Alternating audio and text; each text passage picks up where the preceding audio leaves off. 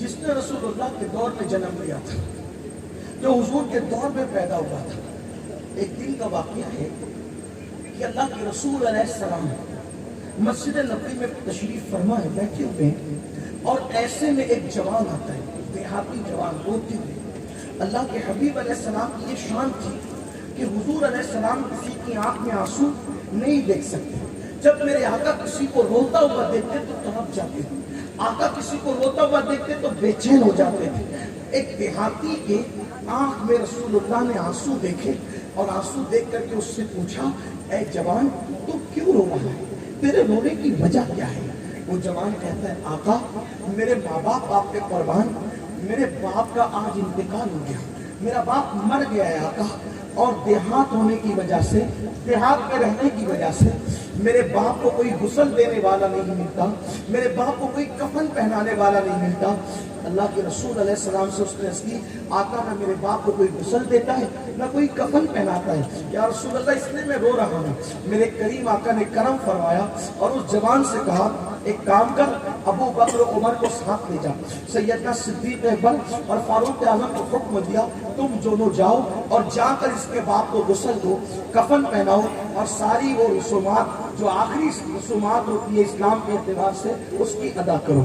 صدیق اکبر اور فاروق اعظم جیسی ہستیاں اس کو غسل دینے اور کفن پہنانے کے لیے تشریف لے گئی۔ جب یہ دونوں اس دیہات میں پہنچے تو غسل دینے کے لیے جیسے ہی اس کے چہرے سے کپڑا ہٹایا، جیسے اس کے چہرے سے کپڑا ہٹایا، دونوں کے پیروں کے نیچے سے زمین کھسک گئی۔ کیوں کھسک گئی؟ کیونکہ جب انہوں نے کپڑا ہٹایا تو کیا دیکھا کہ وہ مرنے والا جو مرا تھا اس کا چہرہ کالے سور کی طرح ہو گیا تھا، اس کا چہرہ کالے خنزیر کی طرح ہو گیا تھا۔ خنزیر اور سور سمجھتے ہیں، کالا خنزیر کیسا لگتا ہوگا، جسم انسان کی طرح، منہ کالے سور کی طرح۔ دونوں نے جلدی سے چادر ڈال دی۔ یہ کوئی کہانی کی سرنی ہے میرے بھائی، یہ حدیث پاک ہے۔ علامہ عثمان ابن حسن نے اپنی کتاب میں اس حدیث کو لکھا ہے۔ اللہ اللہ، میں کوئی کہانی قصے کا جو ہے وہ معاذ اللہ روادار نہیں، میں آپ کے سامنے اس وقت روایت پیش کر رہا ہوں۔ رحم کر لو اپنے آپ پر، اپنے آپ پہ رحم کر لو مسلمانوں۔ اللہ نے یہ زندگی عیش کے لیے نہیں، آرام کے لیے نہیں، پاک کے لیے نہیں، جرائم کے لیے نہیں، زبانی جمع خرچ کے لیے نہیں دی۔ اللہ نے زمین پہ ہمیں بھیجا۔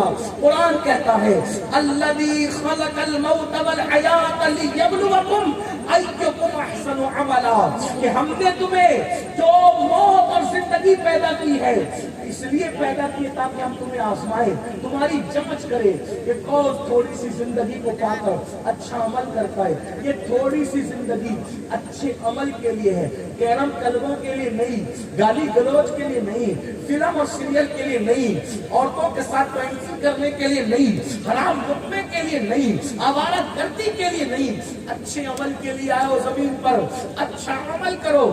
صدیق و فاروق نے جب اس شخص کا منہ کالے سور اور خنزیر کی طرح دیکھا، جلدی سے چادر ڈال دی، دونوں رو پڑے، کیونکہ ان لوگوں کے دلوں میں اللہ کا خوف تھا۔ آج عذاب کی باتیں سن کر لوگ مسکراتے ہیں، لوگ ہنستے ہیں، سب کا اپنا اپنا ذوق ہے، لیکن وہ لوگ جو سچے رسول کو سچا مانتے تھے، ان کی تعلیم کو سچا مانتے تھے، ان کی آنکھوں میں عذاب کی آیتیں سن کر، عذاب کا ذکر سن کر آنسو آتے تھے، ان کو اپنی آخرت یاد آتی تھی۔ اللہ اکبر، دونوں نے چادر ڈال دی، چادر ڈال کے ایک قاصد بھیجا، یا رسول اللہ اس کا منہ تو کالے سور کی طرح ہو گیا، اس کا منہ تو کالے خنزیر کی طرح ہو گیا، حضور اب اس کو غسل کیسے دیں گے، اس کو کفن کیسے پہنائیں گے؟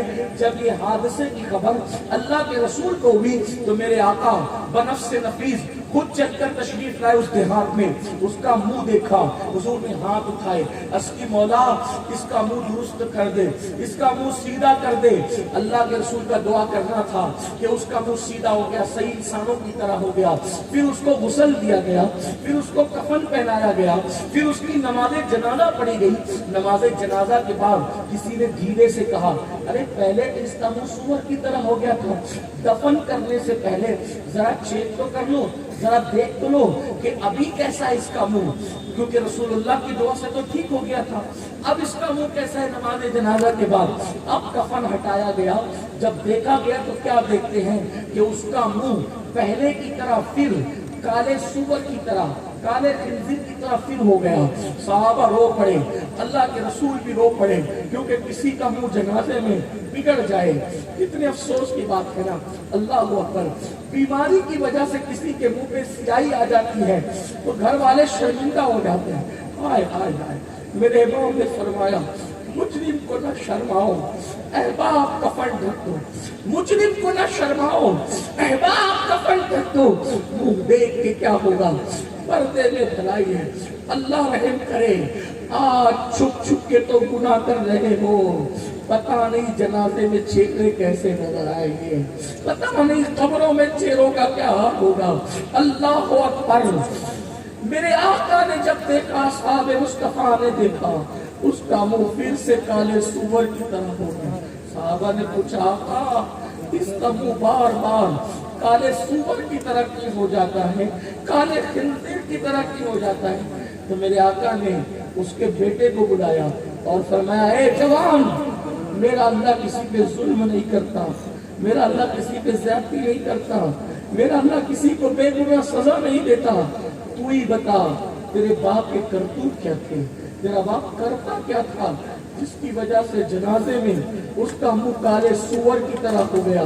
اس لڑکے نے، اس جوان نے کہا یا رسول اللہ، میرا باپ جب نماز کا وقت آتا تھا وہ سو جاتا تھا، نماز نہیں پڑھتا تھا، وہ نماز میں غفلت کرتا تھا، سستی کرتا تھا۔ تب میرے آقا نے فرمایا اے لوگوں، جو نماز میں سستی کرے گا جب اس کو اس کی قبر میں رکھا جائے گا اور وہ قیامت کی دن اپنی قبر سے اٹھے گا تو اس کا منہ کالے سور کی طرح۔ نماز میں سستی کرنے والوں کا منہ قیامت کے دن کالے سور کا ہوگا۔ آپ سے پوچھنا، دوسروں سے نفرت کرتے کرتے کیا خود سے نفرت کرنے لگتے؟ نفرتوں کے سفیر بنتے بنتے کہ اپنے آپ سے بھی محبت نہ رہی؟ جب اللہ کے رسول کے کہنے پہ اللہ کو ایک مانا، جب اللہ کے رسول کے کہنے پہ قرآن کو اللہ کی کتاب مانا، جب اللہ کے رسول کے کہنے پہ اسلام کو سچا دین مانا، تو حضور ہی کہہ رہے ہیں کہ جو نماز میں سستی کرے گا جب وہ قیامت کے دن اٹھے گا تو اس کا منہ کالے سور کی طرح، کالے خنزیر کی طرح ہوگا۔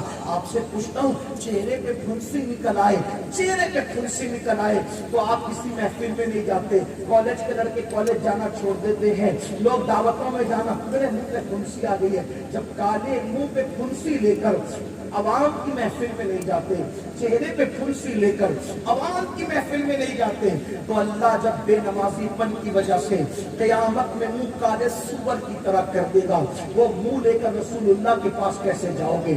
وہ منہ لے کر خدا کی بارگاہ میں کیسے جاؤ گے؟ یہ ہزاروں کا مجمع ہے، مجھے معاف کرنا، لشکر جو لگاتا ہے وہ دشمن نہیں ہوتا۔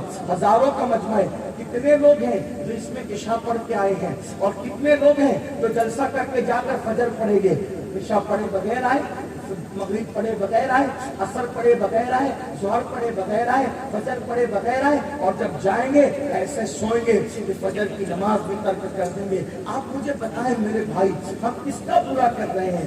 آج آپ لوگ کہتے ہیں مولانا روزی نہیں چل رہی ہے، بچی کو رشتہ نہیں آ رہا ہے، گھر میں سکون نہیں ہے، گھر میں برکت نہیں ہے، کیوں؟ کیا ہو گیا؟ کسی نے کچھ کر دیا، کسی بیٹی کو رشتہ نہیں آیا، کسی نے کچھ کر دیا، روزی نہیں چل رہی ہے، کسی نے کچھ کر دیا، بچہ بدار ہو گیا، کسی نے کچھ کر دیا، بہو منہ چلا رہی ہے، کسی نے کچھ کر دیا، گھر میں سکون نہیں ہے، کسی نے کچھ کر دیا۔ میرے بھائی سچ کہوں، صرف 2% لوگوں کو کسی نے کچھ کیا، باقی 98% لوگوں نے اپنے آپ ہی کو کچھ کیا۔ اس لیے کہ جب رسول اللہ نے فرما دیا جو نماز چھوڑ دے اس کی روزی سے برکت ختم ہوتی ہے، آپ بتاؤ تو صحیح، جادو کر کے جادو سے برکت گئی یا تیرے بے نمازی پن کی وجہ سے برکت گئی؟ اللہ کے رسول فرماتے ہیں جو عشاء کی نماز چھوڑ دے اس کی نیند سے سکون چلا جاتا ہے۔ تو جادو کی وجہ سے تیرے نیند سے سکون گئی، تیرے نیند سے سکون چلی گئی، یا پھر جو ہے تیرے نیند سے سکون گیا، یا پھر بے نمازی پن کی وجہ سے سکون گیا۔ آپ کہتے ہیں ہم تو ہمیشہ بیمار رہتے ہیں، فرمایا گیا جو عصر کی نماز چھوڑے گا اللہ اس کے جسم سے طاقت چھین لے گا۔ آپ بتاؤ جادو کی وجہ سے جسم کی طاقت لگ گئی یا بے نمازی پن کی وجہ سے گئی، سارا کیا کرایا تو ہمارا ہے. ہم کہتے کسی نے کچھ کیا، کسی نے نہیں کیا، ہم نے کیا. ہم نے اپنا بگاڑا خود کیا. اللہ فرماتا ہے میں تمہیں عذاب دے کے کیا کروں گا اگر تم گناہ نہ کرو، تم ناشکر پن نہ کرو. آؤ امام علی مقام کے ذکر کی محفل میں آنے والوں، اگر اچھے دن چاہتے ہو، سکون کے دن چاہتے ہو، اطمینان کے دن چاہتے ہو، روزی میں برکت چاہتے ہو، اللہ کی بارگاہ میں توبہ کر کے پلٹو، ایک سچے مسلمان کی طرح زندگی گزارو. عہد کرو آج کے بعد نماز نہیں چھوٹے گی. عہد کرو حرام لقمہ نہیں کھائیں گے. عہد کرو چہرے سے داڑھی مڑا کر کے کبھی گٹر میں نہیں پھینکوائیں گے. عہد کرو کسی عورت پر کبھی پاپ کی نظر نہیں ڈالیں گے. میرے آقا علیہ السلام نے فرمایا کوئی خوبصورت عورت سامنے آ جائے اور بندہ یہ سوچ کر نظریں نیچی کر لے کہ اللہ دیکھ رہا ہے، اسی وقت اللہ اس کے لیے جنت نعیم بے حساب لکھ دیتا ہے، اس کو جنت نعیم کا بے حساب مستحق قرار دیتا ہے. سوچو تو صحیح. اور اگر کوئی بندہ کسی عورت پر نظر ڈالے مرتے وقت اس کی زبان پہ کلمہ نہیں آئے گا. آپ اندازہ فرمائیں کہاں ہیں ہم اپنی بگاڑ رہے. گناہ کر کے کسی کو نہ کبھی فائدہ ہوا ہے نہ ہمیں کبھی فائدہ ہو سکتا ہے. ایک آخری بات اور بات ختم. اللہ اکبر. توبہ کر لو، پلٹو، واپس آؤ.